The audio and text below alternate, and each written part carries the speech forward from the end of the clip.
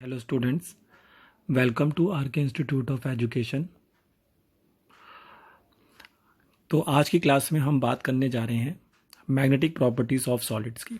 देखिए, magnetic properties of solids को हम कैसे समझ सकते हैं कि जैसे आपने देखा है कि कोई भी हमारे पास सॉलिड है, अब वो चाहे किसी भी तरह के कॉन्स्टिट्यूएंट पार्टिकल से बना हो, चाहे उसमें एटम्स हों, उसमें मॉलिक्यूल्स हों या उसमें आयंस हों या किसी भी तरह के वो एटम्स से स्टेट से बना हो, तो उसमें इलेक्ट्रॉन ज़रूर होता है। तो वही चीज़ यहाँ पे लिखी हुई है कि the microscopic magnetic properties of materials are due to the magnetic moment associated with individual electrons।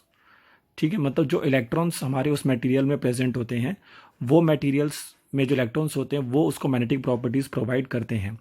अब बात समझने वाली ये है कि ये इलेक्ट्रॉन उसको मैग्नेटिक प्रॉपर्टीज़ कैसे प्रोवाइड करते हैं। मतलब जैसे आपने देखा था ना, एक डायपोल मूवमेंट का कॉन्सेप्ट था जब हम चार्जेस की बात करते थे, इसी प्रकार से यहाँ पर हम बात करने जा रहे हैं मैग्नेटिक मूवमेंट की। तो जिस तरह से डायपोल मूवमेंट होता है, वैसे ही इलेक्ट्रॉन्स यहाँ पे क्रिएट करते हैं मैग्नेटिक मूवमेंट। तो इनकी जो मैग्नेटिक मूवमेंट्स होती है वो ऑरिजिनेट होती है दो सोर्सेज की वजह से, जिसके अंदर जो पहला सोर्स है वो देखो क्या लिखा हुआ है, orbital motion around the nucleus. मतलब कि जो हमारा आपके पास, आपको पता है कि जो इलेक्ट्रॉन्स होते हैं वो न्यूक्लियस के अराउंड जो होते हैं घूम रहे होते हैं, तो उस मोशन को हम ऑर्बिटल मोशन कहते हैं। और इसके साथ साथ वो इलेक्ट्रॉन्स अपने एक्सिस में भी घूम रहा होता है ना, जैसे अर्थ के साथ होता है। अर्थ जैसे सन के चारों तरफ भी घूम रहा है और साथ में अपने एक्सिस में भी घूम रहा है, तो वैसे ही इलेक्ट्रॉन के साथ होता है। तो इलेक्ट्रॉन जब न्यूक्लियस के अराउंड घूम रहा है तो उसको हम ऑर्बिटल मोशन कहते हैं। और जब वही इलेक्ट्रॉन आपका मूव करता है, कैसे अपने एक्सिस के अलोंग मूव करता है, तो उसको हम spin off electron around the axis कहते हैं, जिसको हम इस डायग्राम के थ्रू देख सकते हैं। तो अगर आप ये डायग्राम को देखें यहाँ से, तो इस डायग्राम के अंदर ऊपर वाला जो मोशन है ये न्यूक्लियस के अराउंड है। न्यूक्लियस के अराउंड देखिए आपका इलेक्ट्रॉन जो है वो घूम रहा है, तो इसको कहते हैं ऑर्बिटल मोशन। और ये जो है यहाँ पर, ये अपने ही एक्सिस में घूम रहा है इलेक्ट्रॉन, जिसमें आपने देखा है अपने ही एक्सिस में जब इलेक्ट्रॉन घूमता है तो या क्लॉकवाइज घूमता है या फिर एंटी क्लॉकवाइज घूमता है, जिसको हम स्पिन क्वांटम नंबर के थ्रू भी दिखाते थे, आपको याद होगा। तो ये दो तरह के मोशंस होते हैं, एक आपका ये स्पिन मोशन हो गया और स्पिनिंग ऑफ इलेक्ट्रॉन की वजह से, और एक ऑर्बिटिंग इलेक्ट्रॉन होता है जो ऑर्बिटल में घूम रहा होता है। तो ये दोनों के मोशन जो अब इस तरह के इलेक्ट्रॉन जब क्रिएट करता है, तो उसकी वजह से वहाँ पर वो अपनी क्या क्रिएट करता है, मैग्नेटिक मूवमेंट। तो जैसा कि आप यहाँ पे पढ़ सकते हैं, the magnetic movement which originate from electron spin जो होती है वो directed along the spin axis होती है। ठीक है, जैसे आप देख सकते हैं डायरेक्टेड जो हो रहा है यहाँ पर, ये अलॉन्ग द स्पिन एक्सिस हो रही है। और इसी तरह से जो ऊपर वाला मूवमेंट होता है इलेक्ट्रॉन्स का, मैग्नेटिक मूवमेंट का जो मूवमेंट होती है वो डायरेक्टेड अपवर्ड या डाउनवर्ड होती है। जैसे यहाँ पे लिखा होगा ईच इलेक्ट्रॉन्स, यहाँ पे आप नीचे देख सकते हैं, हाँ, द ईच इलेक्ट्रॉन्स जो आपके पास यहाँ पर आ रहा है shown by the up and down direction and show figure जो 1.47 का जो बी पार्ट है, मतलब कि वो इस वाली फिगर की बात कर रहा है। तो ये डायरेक्शंस की बात हो रही है। खैर चलिए, बट हमें मेन चीज़ जो यहाँ से समझने वाली है वो यही है कि जो इलेक्ट्रॉन यहाँ पर हम ले रहे हैं उसका अपना जो मैग्नेटिक मूवमेंट क्रिएट हो रहा है वो इन दो मोशन की वजह से क्रिएट हो रहा है। तो जिससे हम कह सकते हैं कि इलेक्ट्रॉन्स भी एक मैग्नेट की तरह काम कर सकता है। ठीक है, जो इलेक्ट्रॉन्स होते हैं वो भी एक स्मॉल मैग्नेट की तरह यहाँ पर जो है हमारे लिए काम कर सकते हैं, क्योंकि ये चीज़ आप कहीं पे भी पढ़ सकते हैं, जितने भी मूविंग चार्ज होते हैं, जिसको अगर चार्ज बॉडी भी अगर लगातार घूम रहा है, वेलोसिटी किसी वेलोसिटी से घूम रहा है, तो कहीं ना कहीं वो अपने अराउंड जो होता है मैग्नेटिक फील्ड क्रिएट कर लेता है। तो वैसा ही कुछ इलेक्ट्रॉन के साथ भी हो रहा है। इलेक्ट्रॉन जब इस तरह के मोशन दिखाता है तो इलेक्ट्रॉन्स भी अपने चारों तरफ एक मैग्नेटिक फील्ड क्रिएट कर लेता है और उसकी वजह से वहाँ पर एक मैग्नेटिक मूवमेंट जो है वो क्रिएट हो जाती है। ठीक है, तो उसके बिहाफ पर अब हम क्या करेंगे, अपने इस सब्सटेंसेस को इस मैग्नेटिक नेचर के बिहाफ पर देकर पढ़ेंगे। तो उसको हम 5 पार्ट्स में डिवाइड करेंगे। तो मैग्नेटिक प्रॉपर्टी जो सॉलिड की होती है उसको हम 5 टाइप्स में 5 कैटेगराइज किया जाता है। तो कैसे हम उसको रिलेट करेंगे, आइए। तो सबसे पहला इसमें हमारे पास सब्सटेंस आता है, देखिए कौन सा। सबसे पहला सब्सटेंस आपको पढ़ाया जा रहा है डायमैग्नेटिक सब्सटेंस। तो अगर डायमैग्नेटिक मटेरियल्स की अगर हम बात करते हैं तो इसमें क्या लिखा हुआ है, दो substances which are weakly repelled by the magnetic field. मतलब इस तरह के सब्सटेंसेस को जो अगर हम मैग्नेटिक फील्ड के बीच में रख देते हैं तो ये वहाँ पर वीकली रैपल्ड होते हैं, तो इनको रिपल्शन मिलता है। तो ऐसे सब्सटेंसेस को हम डायमैग्नेटिक सब्सटेंस कहते हैं, जिसके एग्जाम्पल्स में आप NaCl, वाटर, बेंजीन, ये सब इसमें ले सकते हैं। द प्रॉपर्टी जो इनका एग्जिबिट कर रहे हैं डायमैग्नेटिज्म कहलाता है। और डायमैग्नेटिज्म अराइजिस किस वजह से होता है, तो इसका कारण होता है कि इन तरह के सब्सटेंसेस में जो डायमैग्नेटिक सब्सटेंस होते हैं वहाँ पर सभी इलेक्ट्रॉन जो होते हैं वो पेयर्ड अप होते हैं, मतलब कहीं पर भी आपको अनपेयर्ड इलेक्ट्रॉन नहीं मिलेगा। तो वही चीज़ यहाँ पे लिखी हुई है कि diamagnetism arises when all the electrons are paired. तो अगर आपने देखा कि उस सब्सटेंस में सारे इलेक्ट्रॉन्स जो हैं पेयर्ड हैं उसके एटम के अंदर, तो pairing of electron cancel their magnetic movements. जैसे मैंने बताया कि हर एक इलेक्ट्रॉन अपनी एक मैग्नेटिक मूवमेंट क्रिएट करता है, लेकिन अगर इलेक्ट्रॉन सारे वहाँ पर पेयर अप होंगे तो उसकी वजह से फिर क्या होगा कि वहाँ पर उनकी जो मैग्नेटिक मूवमेंट है वो एक दूसरे को कैंसिल आउट कर देगी, जिसकी वजह से वो अपना मैग्नेटिक कैरेक्टर को पूर्ण रूप से क्या कर देते हैं, लॉस कर देते हैं। तो ऐसे सब्सटेंसेस को हम डायमैग्नेटिक सब्सटेंस कहते हैं, जिसके एग्जांपल में आप NaCl, वाटर, बेंजीन ये सब ले सकते हैं। उसके बाद नेक्स्ट कैटेगरी हमारे पास आती है यहाँ पर पैरामैग्नेटिक मटेरियल्स, यानी पैरामैग्नेटिक सब्सटेंसेस। अब पैरामैग्नेटिक जो सब्सटेंस होता है, लिखा देखिए क्या लिखा है कि the substances which have permanent magnetic dipoles, मतलब इनके पास परमानेंट मैग्नेटिक डायपोल्स होती हैं, जो इनका मैग्नेटिक मूवमेंट्स होते हैं परमानेंटली रहता है। एंड ऐसे सब्सटेंसेस अट्रैक्टेड बाय किए जाते हैं मैग्नेटिक फील्ड के द्वारा। अगर आप इनको मैग्नेटिक फील्ड में रखोगे तो इनको वो अट्रैक्ट कर लेगा ऐसे सब्सटेंसेस को अपनी तरफ। तो इसके एग्जांपल्स में हमारे पास आते हैं Cu2+, Fe3+, Cr3+, oxygen gas और भी कई सारी ऑक्साइड्स यहाँ पे दे रखी हैं। अब इसका रीज़न क्या है? इसका रीज़न ये है कि इन सब्सटेंसेस के पास अनपेयर्ड इलेक्ट्रॉन्स होते हैं। तो अनपेयर्ड इलेक्ट्रॉन्स होने की वजह इनके पास एक या एक से ज़्यादा अनपेयर्ड इलेक्ट्रॉन होना नेसेसरी है।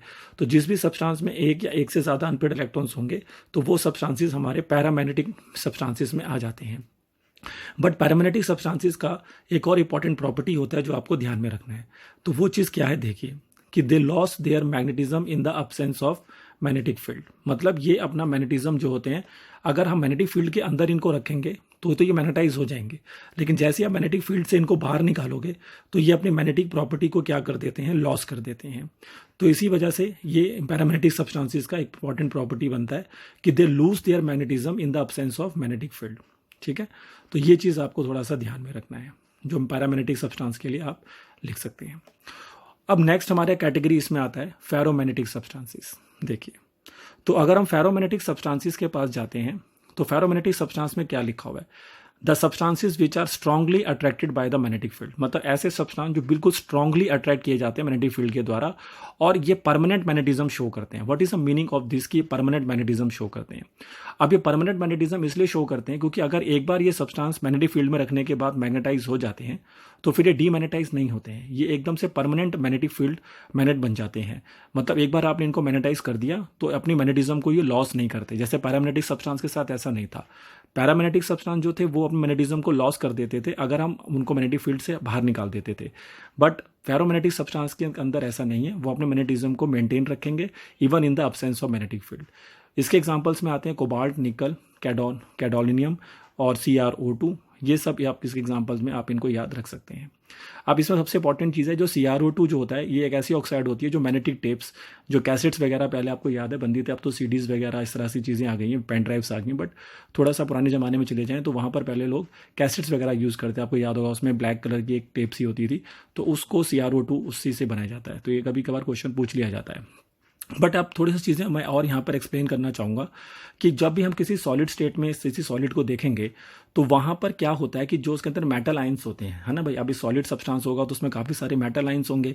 तो वो जो मेटल आयंस होते हैं वो फेरोमैग्नेटिक सब्सटेंस में अपने आप को ग्रुप्ड कर लेते हैं। जैसे मान लीजिए आप Fe2+ का एग्जाम्पल लिया आपने, आयरन के मेटल का एग्जाम्पल लेते हैं, मेटलिक आयरन, तो उसमें बहुत सारे Fe2+ होंगे। तो वो सारे Fe2+ अपने आप को एक तरीके से ग्रुप कर लेते हैं और ग्रुप करने के बाद they create a small regions. उन स्मॉल रीजन्स को हम यहाँ पर डोमेन कहते हैं। ठीक है, समझिए इस बात को कि in solid state the metal ions of ferromagnetic substances are group together in small regions, और उन स्मॉल रीजन्स को फिर हम क्या बोलते हैं, डोमेन्स कहते हैं। और ये हर एक डोमेन एक छोटा सा मैग्नेट की तरह काम करता है। ठीक है, सबसे इंपॉर्टेंट बात, each domain is act as a tiny magnet. उसके बाद क्या लिखा हुआ है, in an unmagnetized piece of ferromagnetic substance. जैसे कि मान लीजिए आप अनमैग्नेटाइज लेते हैं फेरोमैग्नेटिक सब्सटेंस जो अभी तक मैग्नेटाइज नहीं हुआ है, तो वहाँ पर क्या होगा, उनकी जो डोमेन होंगी, जैसे कि अगर मैं इसको दिखाना चाहूँ तो जैसे कि अगर मैंने ये इस तरह से बनाया है यहाँ पे, ठीक है, तो डोमेन्स को हम जो है इस तरह के एरो के थ्रू दिखा सकते हैं, देखिए। लेकिन जब हम बात करते हैं किसकी, अनमैग्नेटाइज फेरोमैग्नेटिक सब्सटेंस की बात करते हैं, तो यहाँ पर अभी इनकी जो डोमेन्स होंगी किसी की इस तरह से होंगी इस डायरेक्शन में, किसी की डाउनवर्ड डायरेक्शन में हो सकती हैं, इस तरह से ग्रुप्ड हो जाएंगी, किसी की इस डायरेक्शंस में इस तरह से ग्रुप्ड हो जाएंगी।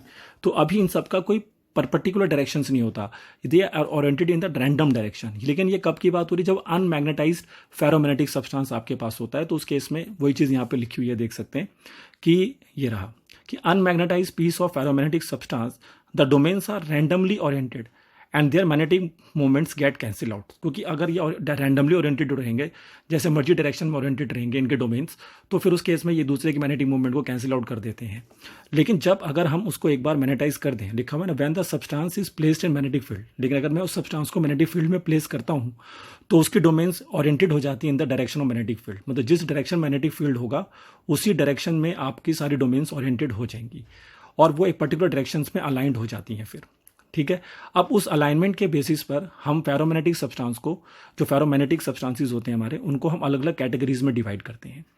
तो अब देखिए, अगर आपने देखा कि वो सब के सब एक ही डायरेक्शन में ओरिएंटेड हो गए हैं, लिखा ना when there is a spontaneous alignment of magnetic movement of domains are in the same direction, मतलब सभी के सभी का स्पॉन्टेनियस अलाइनमेंट हो रहा है। जैसे आपने एक अनमैग्नेटाइज फेरोमैग्नेटिक सब्सटेंस को उठाया और उसको उठा के मैग्नेटिक फील्ड में रखा, और जैसे आपने उसको मैग्नेटिक फील्ड में रखा तो सबके सब डोमेन्स एक पर्टिकुलर डायरेक्शंस में ओरिएंटेड हो जाती हैं, एक पर्टिकुलर डायरेक्शंस में ओरिएंटेड हो जाती हैं। तो उसकी वजह से आपका जो डायग्राम होगा वो कुछ ऐसा दिखेगा। ये देखिए, सबसे पहला वाला डायग्राम देखिए, ये फेरोमैग्नेट बन जाता है फिर। तो इस तरह के सब्सटेंसेस को हम कहते हैं कि फेरोमैग्नेटिज्म शो कर रहा है। तो फेरोमैग्नेटिज्म के अंदर आप देख सकते हैं सभी का डोमेन एक पर्टिकुलर डायरेक्शन में, एक ही डायरेक्शन में है सभी का। तो इस केस में ये परमानेंट मैग्नेट क्रिएट करते हैं, लिखा हुआ है यहाँ पे देखिए, then the ferromagnetic substances becomes the permanent magnet. तो ये यहाँ पे परमानेंट मैग्नेट की तरह काम करता है। तो आपको समझने वाली बात है कि जो डोमेन्स की बात मैं पीछे कर रहा था, अगर वो अनमैग्नेटाइज मटेरियल रहेगा, अभी तक वो मैग्नेटाइज नहीं हुआ है, तब तक तो उनकी डोमेन जैसे मर्जी रैंडमली ओरिएंटेड होती है, ऐसी रहती है।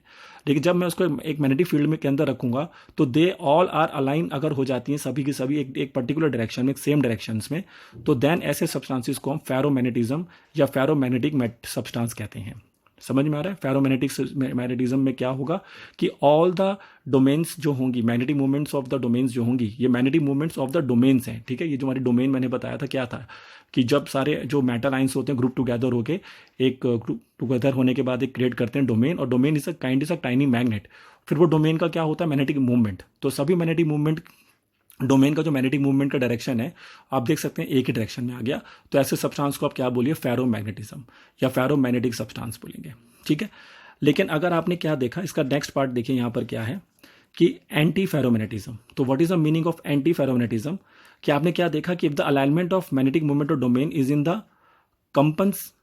The compensatory way so as to give zero net magnetic movement.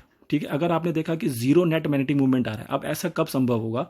तो जीरो नेट मैग्नेटिक मूवमेंट तब आता है जब जितनी ही डोमेन्स का मैग्नेटिक मूवमेंट अपवर्ड डायरेक्शन में होगा, उतनी ही मैग्नेटिक मूवमेंट का डोमेन का मैग्नेटिक मूवमेंट डाउनवर्ड डायरेक्शन में होगा। जैसे देखिए इस तरह से आप देख सकते हैं यहाँ पे 3 रेड हैं जो कि अपवर्ड डायरेक्शन में है, तो इन डोमेन का मैग्नेटिक मूवमेंट अपवर्ड डायरेक्शन में है, और 3 जो ब्लू कलर में दिख रहे हैं इनका मैग्नेटिक मूवमेंट डाउनवर्ड डायरेक्शन में है।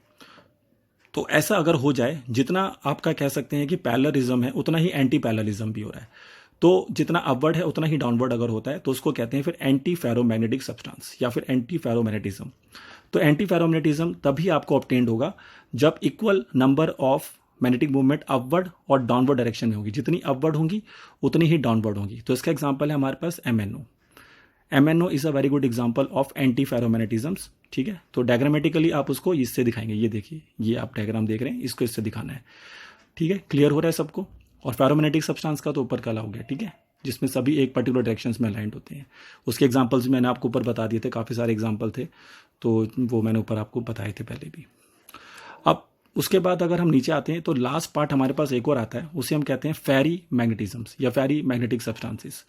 तो फेरी मैग्नेटिज्म या फेरी मैग्नेटिक सब्सटेंस में क्या होता है कि जो मैग्नेटिक मूवमेंट होती है, डोमेन्स की जो मैग्नेटिक मूवमेंट होती है वो अलाइंड होती है parallel anti parallel in equal directions में नहीं होगी, अनइक्वल नंबर्स में होंगी। जैसे एंटी फेरोमैग्नेटिज्म्स में क्या हुआ था? इक्वल नंबर में था, जितना पैरेलल उतना एंटी पैरेलल, लेकिन यहाँ पे अनइक्वल में होगा। जैसे आप ये देखिए, इस केस में आप देख सकते हैं कि 4 जो हैं वो अपवर्ड डायरेक्शंस में है और सिर्फ 2 ही हैं जो डाउनवर्ड डायरेक्शंस में है। तो अनइक्वल अमाउंट्स में एंटी पैरेलल और पैरेलल मैग्नेटिक मूवमेंट दिखाई देती हैं। तो ऐसे सब्सटेंसेस को फिर हम फेरी मैग्नेटिज्म या फेरी मैग्नेट कहते हैं। तो क्लियर होना चाहिए कि फेरो में क्या होगा? सभी सेम डायरेक्शंस में। एंटी फेरो में क्या होगा? जितना अपवर्ड उतना डाउनवर्ड, यानी जितना पैरेलल उतना एंटी पैरेलल। और फेरी में क्या होगा? जितना अपवर्ड उतना डाउनवर्ड नहीं होगा, उससे थोड़ा कम होगा। तो इसके पास कुछ ना कुछ मैग्नेटिज्म रहेगा। एंटी फेरोमैग्नेटिक सब्सटेंस में तो टोटल मैग्नेटिज्म 0 हो जाएगा। फेरो में मैग्नेटिज्म सबसे अच्छा रहेगा क्योंकि वो स्ट्रॉन्ग मैग्नेट की तरह काम करेंगे आपके लिए। एंटी फेरोमैग्नेटिक सब्सटेंस में मैग्नेटिज्म बिल्कुल लूज खत्म, क्योंकि जितना पैरेलल है उतना एंटी पैरेलल है तो कैंसिल आउट हो गया, 0 मैग्नेटिज्म दिखाएंगे।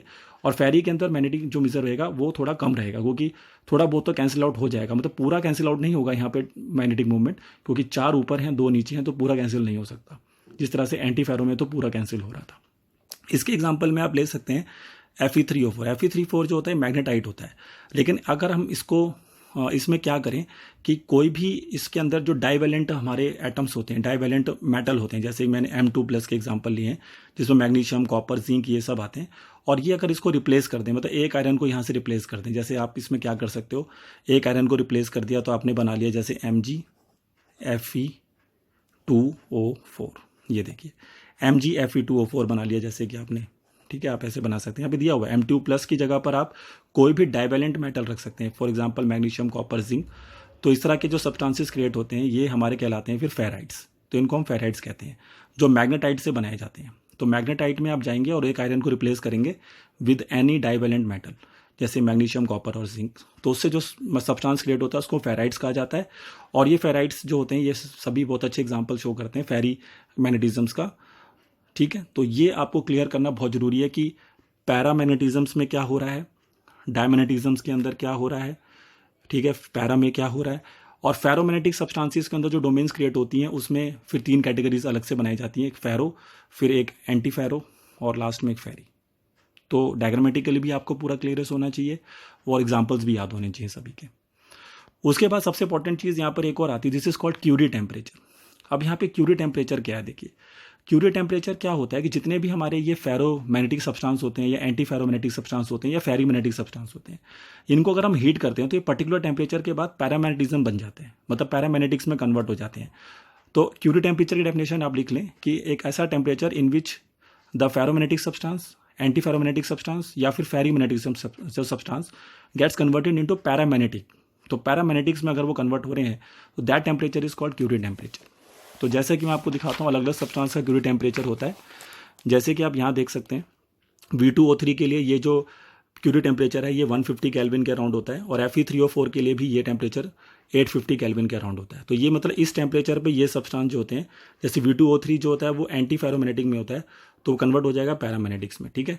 इसी प्रकार से जो Fe3O4 होता है ये भी फेरीमैग्नेटिक सब्सटेंस होता है तो बिकम्स पैरामैग्नेटिक फ्रॉम फेरोमैग्नेटिक, ठीक है ना। तो उसी टेम्परेचर को क्यूरी टेम्परेचर कहेंगे, जो कि अलग अलग सब्सटेंसेस के लिए अलग अलग होता है, ठीक है। तो आई होप आपको मेरी चीज़ें समझ में आई होंगी कि कैसे हम मैग्नेटिक प्रॉपर्टीज़ ऑफ सॉलिड्स को एक्सप्लेन कर सकते हैं।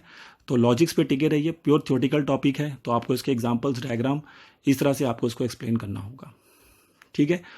तो जुड़े रहिए हमारे साथ। अब नेक्स्ट लेक्चर में हम कुछ और प्रॉपर्टीज़ की बात करेंगे जिसके अंदर हम इलेक्ट्रिकल प्रॉपर्टीज़ की बात करेंगे। अभी हमने मैग्नेटिक प्रॉपर्टीज़ की बात करी है, ठीक है। चलिए, थैंक यू।